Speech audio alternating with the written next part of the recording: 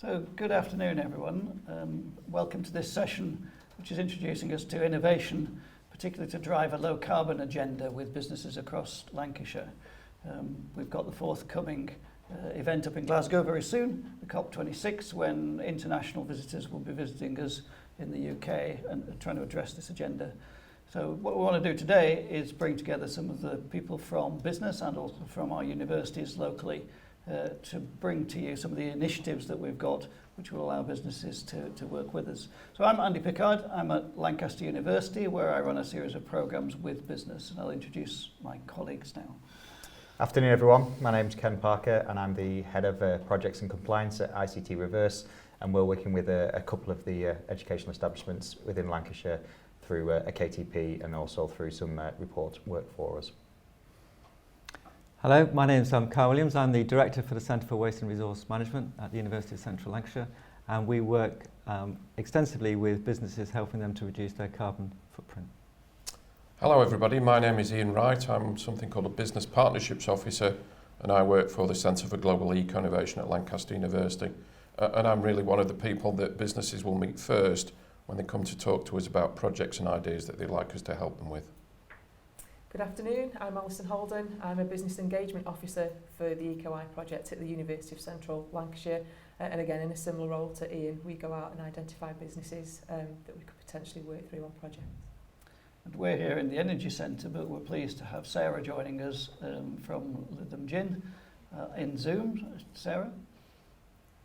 Oh, good afternoon, everybody. It's Sarah, actually. I'm Sarah Dewhurst. I own Sandgrown Spirits, which is a distillery based in Lytham, and we make Lytham Gin and Lytham Rum, and I'm here to talk about my work with Lancaster University.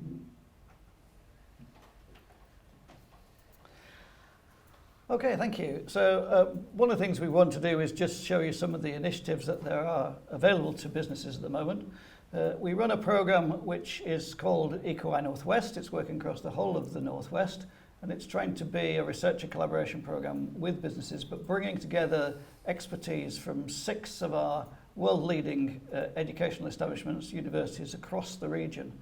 So I just want to spend a few minutes just to talk you through some of the opportunities that there are available to you as a result of that. So Lancashire, as you can see, is absolutely at the heart of the Northwest, and you'll have heard Boris talk this week about building back better.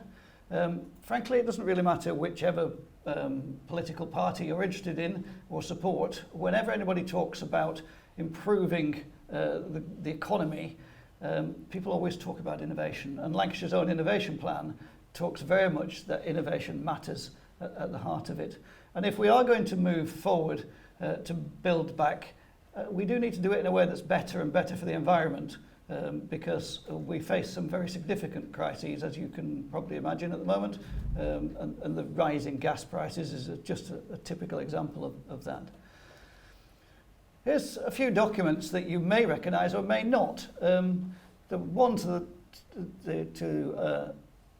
one side of this document, I'm not sure whether it's left or right now as I look at it, the Clean Growth Strategy is written a few years ago by the government, and talks very much about how it wants to ensure that we grow, but also grow in a way that's environmentally sustainable. And was recognising even at that time that businesses that were doing so were growing 4 times quicker than the average.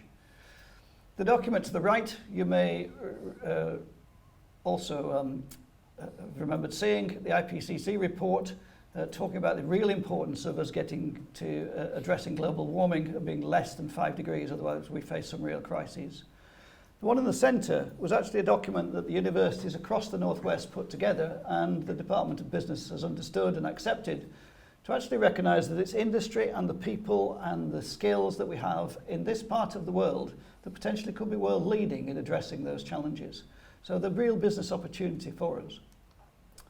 And as a result of that, we wrote into that strategy and those documents some ideas about how we might grow things together. We are potentially world leading in terms of energy systems, in terms of environmental technologies and advanced manufacturing of materials in this part of the world. But what we need to do is support the R&D capacity and build some collaboration across those opportunities. And when I talk about how universities work with businesses, one of the things we often see is that there's actually really quite an interesting and good marry-up, in terms of expertise and opportunity. Universities are sitting with huge amounts of expertise in terms of understanding, leading academics, and a lot of equipment, very high specification equipment and facilities. But we're not close to the market. We're not quick at responding to changes. We don't absolutely understand what's needed in the business world. And there's the opportunity there for businesses to work with us that are nimble and fast, but to draw upon the research capability and understanding that there are in our universities. And so what we've created is not just a one-size-fits-all. We know that all businesses are different and the needs you face are very different. So we created what we call an escalator of opportunity, a whole series of different types of projects, running from very short little projects which might just take a month or so to run, through to a 1-year dedicated project with a researcher, or possibly even for 3 years. And also to that we've added some capital opportunities which we'll be launching in a week or two's time very formally, but certainly talk to my colleagues about them now. You come to a group of universities, and you'll see them all on these slides right across the bottom. Quite a depth and breadth of expertise there across those 6 institutions. That's award-winning, that's challenge-driven, and allows you to have opportunity to grow. And I'm often asked, what sort of space do we work in? Well, we're not limited to sector, and I often find it quite difficult to describe it by the SIC code that's related to your business or whatever. But these are the spaces that we tend to work, because this is the space that actually there's a significant amount of change needs to happen if we're going to achieve a low carbon and a circular economy type approach. So we're interested in businesses that have got opportunities in all those spaces. And we've run many different types of projects with many companies. Those are just some examples. In terms of working with you, we also want to try and build collaboration between companies and between the university. So as well as individual research projects, there's opportunity and insights and peer-to-peer group learning that we're also trying to build together. So those are just some quick examples of what we've got on offer. And this is how to join us. And you'll meet Ian and Alison as part of this discussion. And if you've got any questions, you can ask them today or certainly later. Thank you.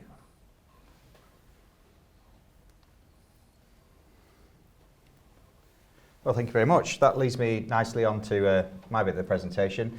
And I'm going to talk about how essentially what's just been discussed is a two-way street. So while they hold the innovation and the equipment, sometimes we are at the cutting edge of business and we need the help of universities to help us achieve those things quickly.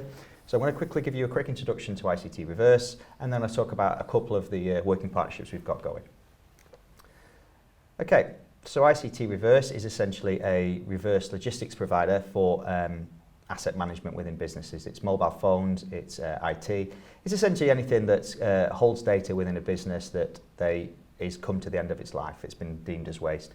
And we will take that away for our clients. There's usually 3 concerns that they have. They either, as it is e-waste, they want to ensure they get the waste transfer notes and hazardous waste consignment notes and it's handled appropriately. Secondly, if the procurement department's involved, they want to make sure that they're getting the residual value back out of those assets. And thirdly, the lovely people in systems who want to make sure that all the data and everything, and also compliance departments want to make sure that the data is appropriately raised. We're based in Morecambe, and we've been doing this for coming up to 15 years now, and we're handling around 100,000 assets a month, which really takes us through to about 1.2 million assets a year. That is main assets in terms of a PC, a computer. It's not the other assets. Okay, so these are, again, it's an accredited system, accredited company. We hold multiple ones. We've got an EMAS system, which is probably the most appropriate for this discussion, being our 14001, but also stuff through the other categories that we've talked before in terms of waste carrier licenses, Cyber Essentials Plus, ADISA and NCSC, which is a certified assured service for the data requirements.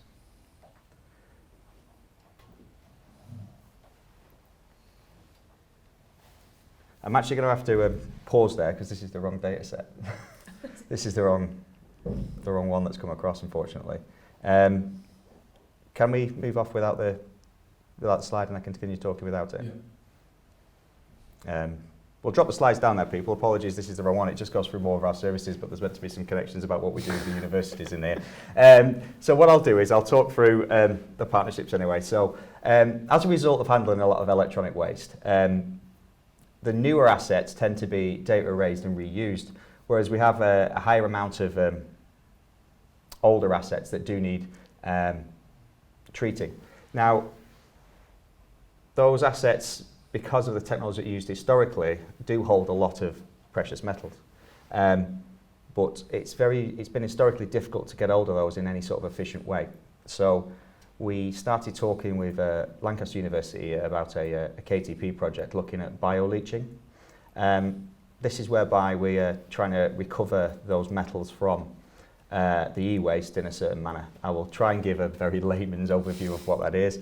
But this is essentially why the KTP is a brilliant thing, because the knowledge that we don't have as a business is there within the university, and they can pass that knowledge to us.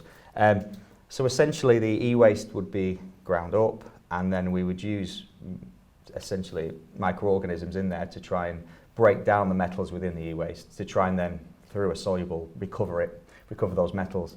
There is natural organisms within those e-waste elements, but sometimes you need some synthetic ones adding in to pull out some of the more precious metals like gold that don't really react so well to things such as sulfur or stuff that occur naturally. So we're working with Lancaster University on bringing a KTP in-house.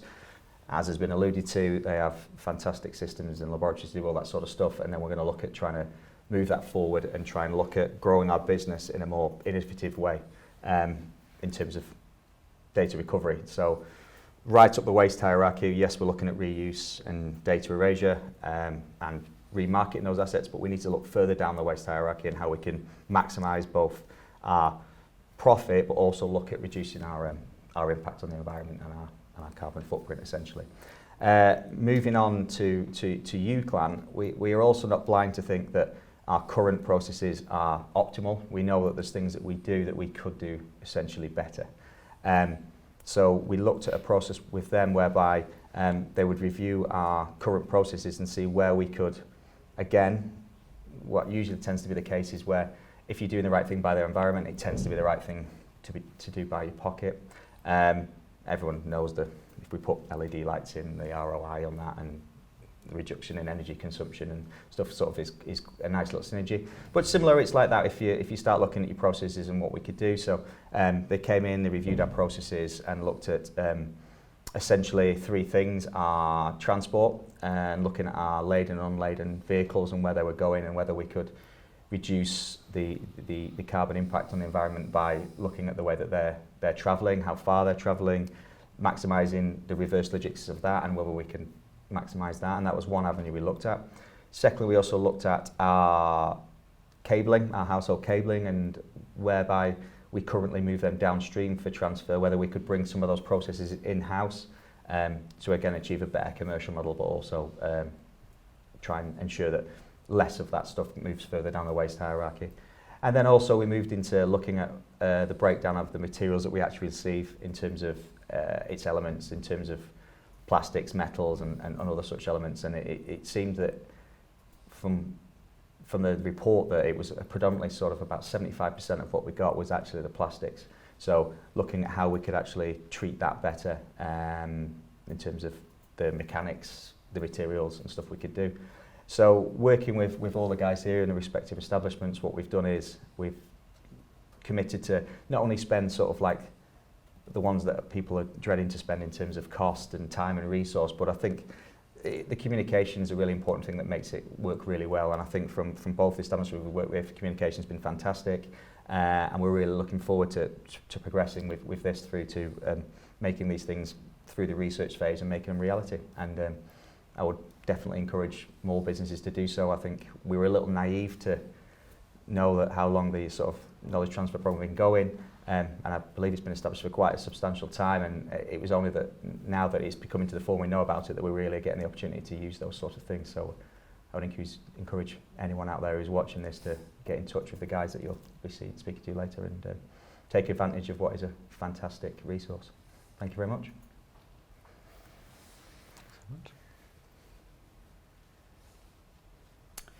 I think we're going to go to Sarah, if we can call Sarah back in.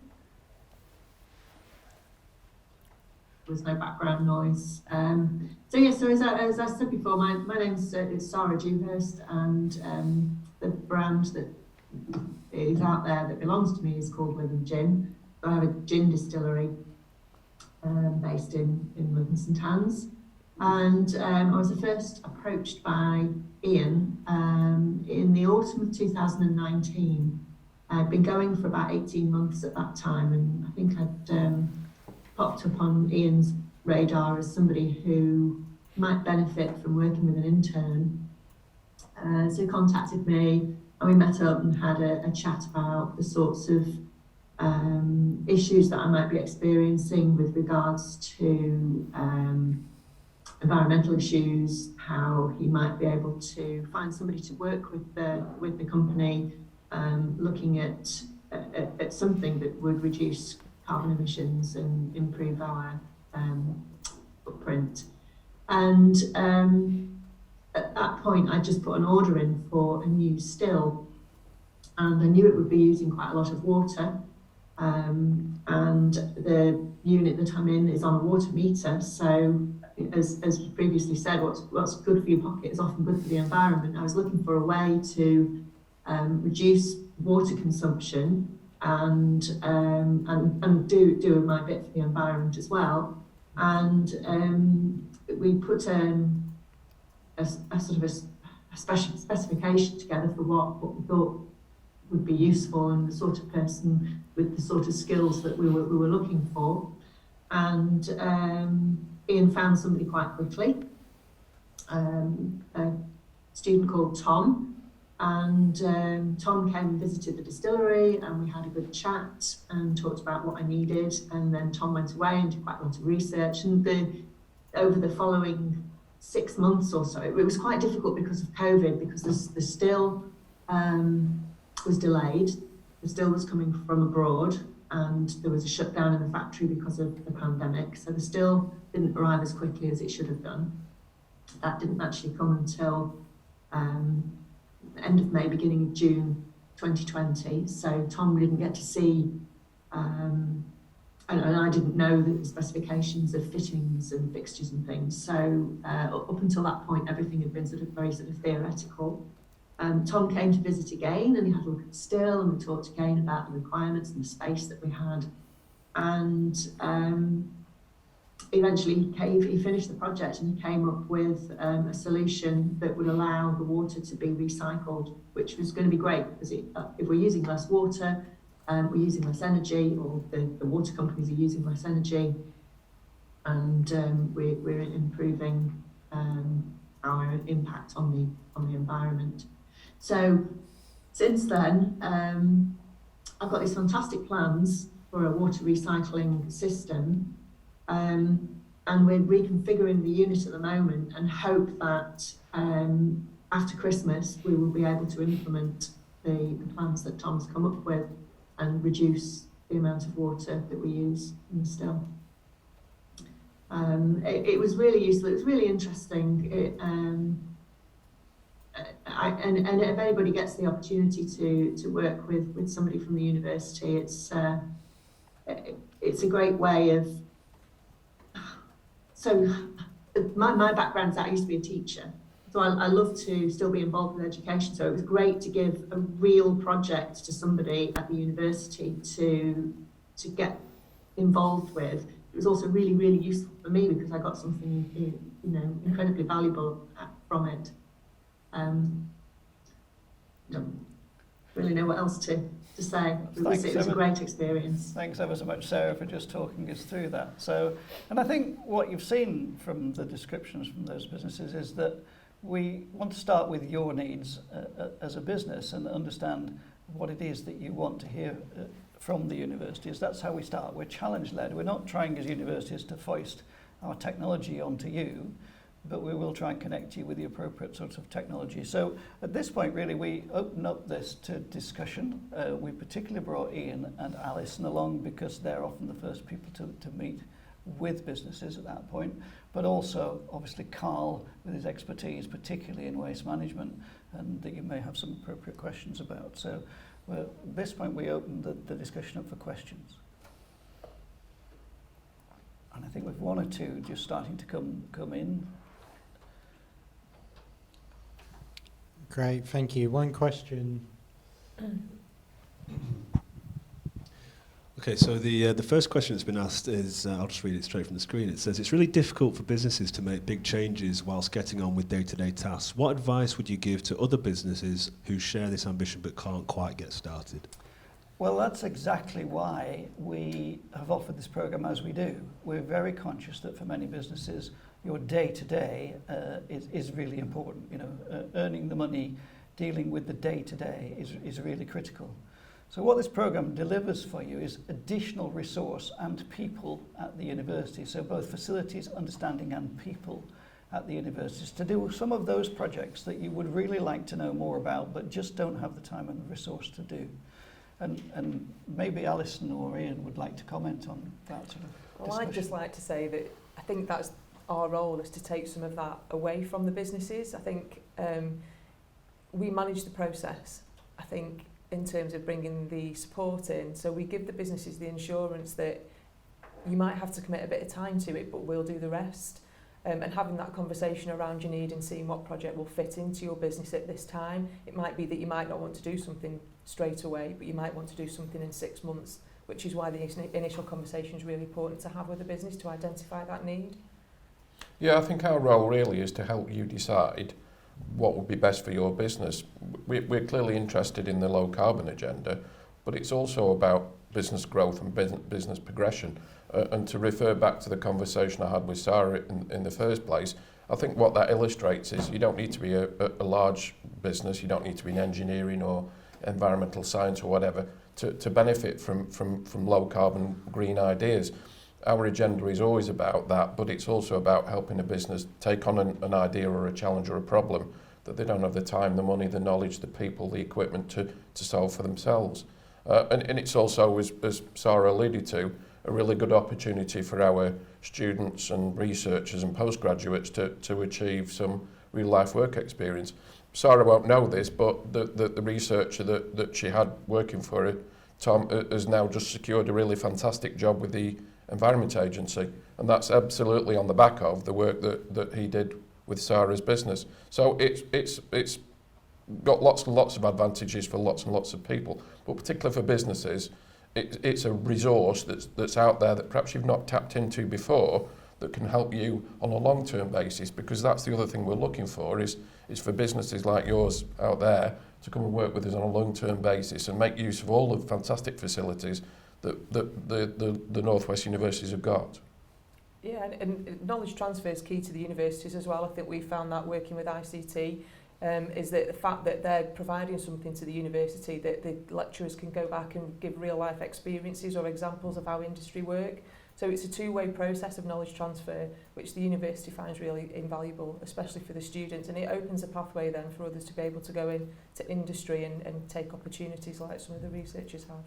And can I just say at this point that the fact that I decided to go and work with Lytham Gin and Sarah's fantastic company has got nothing to do with me trying to get free gin out of her, because I'm actually a teetotaler.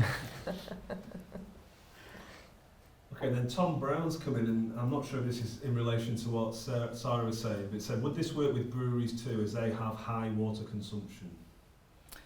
So yes, a number of industries have got very high both water and energy consumption, and we'd be very interested in working with any of those. I'm sure there's also some number of industries that have got very significant areas and problems with waste. And again, very interested in seeing if we can make sure that we're not throwing things away into the environment that actually are valuable resource. And maybe Carl would want to comment. So we have worked in the past with various breweries up in Cumbria looking at their water use and their energy use as well, because they use quite a lot of hot water. So that is something that this project can help them with. And it also opens other opportunities within your business as well as just looking at your energy costs and your water costs. You then start looking at other parts of your company. I'm sure Sarah's starting to identify other areas where she can make substantial savings in terms of costs as well. So it's part of a journey, as everyone's saying. You know, the EcoEye project is a window in. It gives you the opportunity to develop a project, and then you've got the long-term partnership working with the university. Great. And another question here for the two businesses. It says, what is your main motivation for improving your environmental impact, and what have been your main barriers? Sarah, do we come to you first? I didn't catch I caught the end of that, but I didn't catch the first part of the question. I got the barriers, and I didn't get the first bit. Yeah, happy to repeat it, Sarah. It's a question for the two businesses. What is your main motivation for improving your environmental impact, and what have been your main barriers? Oh, okay. So, well, the whole ethos of the company is about trying to be as environmentally friendly as we can. So right from the very, very start, I didn't want to use any plastics in my packaging. Everything is sourced as locally as possible so that it reduces the carbon footprint for transporting to the distillery. So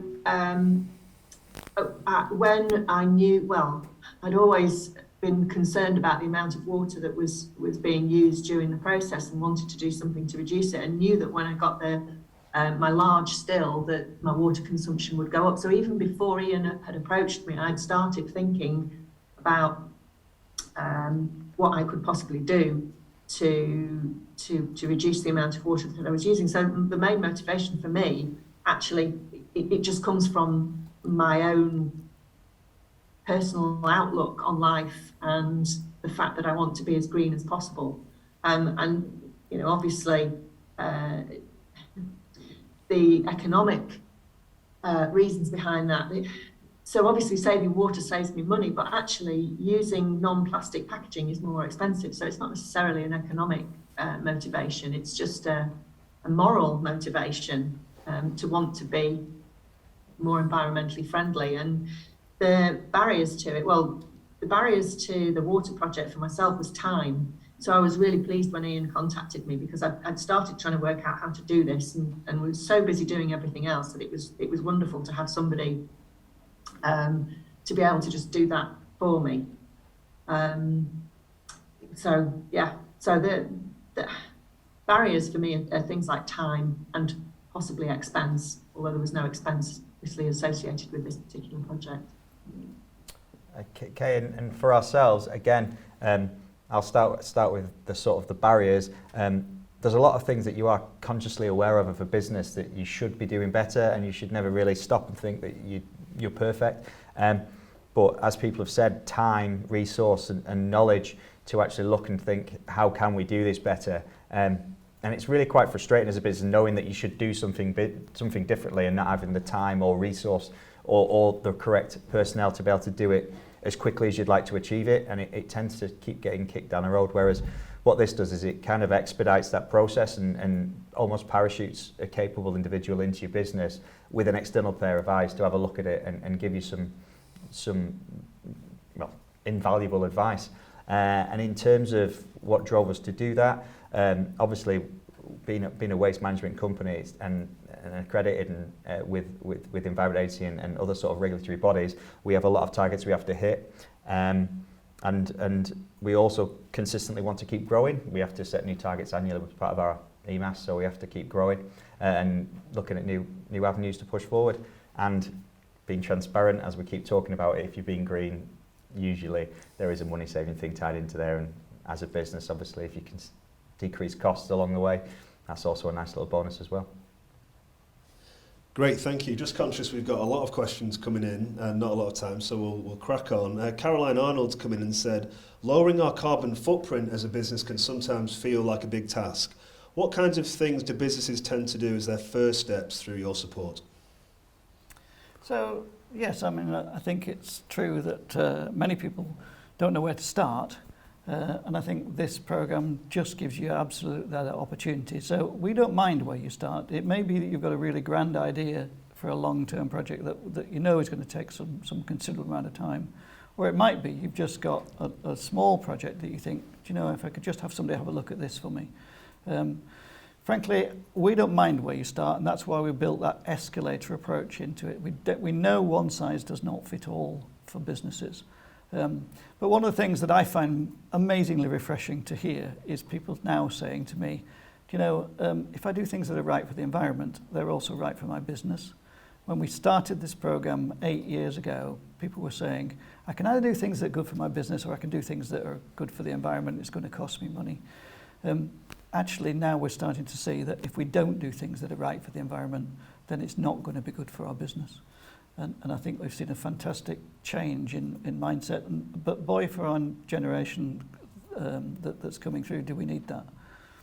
Can I just add there, I think the beauty of these projects actually allow businesses to have a starting point just by engaging with us and having that conversation around carbon footprint opens up a whole new world, if you like, of where that project should start, and the university and the free resource that is given with the projects can help you identify where that starting place should be.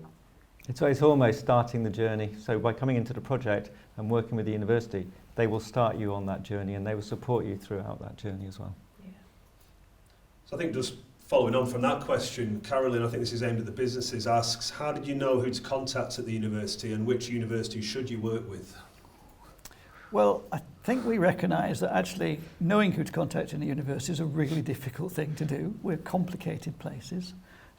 But that's why we brought Ian and Alison along today, because by talking to one of our business advisors, you open the gateway in this particular project to potentially 6 universities across the northwest of England. So it's fantastic that Lancaster and UCLan are here today, but we can also open the gateways to all those other institutions that you saw on my slides.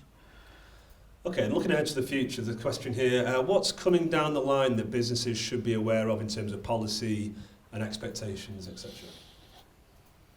Carl, you want to take That's a good one. Well, in terms of policy, you can see where we're going in general direction. We're going more and more to looking at carbon, and we're going more and more towards net zero. So businesses have got to be much more aware of their carbon footprint. They've got to be aware of what they're doing to reduce their carbon.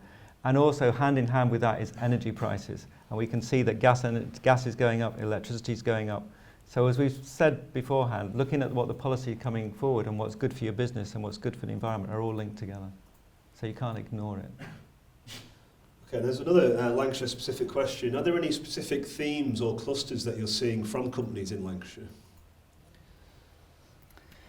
I think the projects offer there's such scope for it to look at anything within your business that I would say that no, not particularly. Well, and that's why I don't talk about specific industries, why I put on the slide a series of sort of different icons, just they're in the space that we like to work.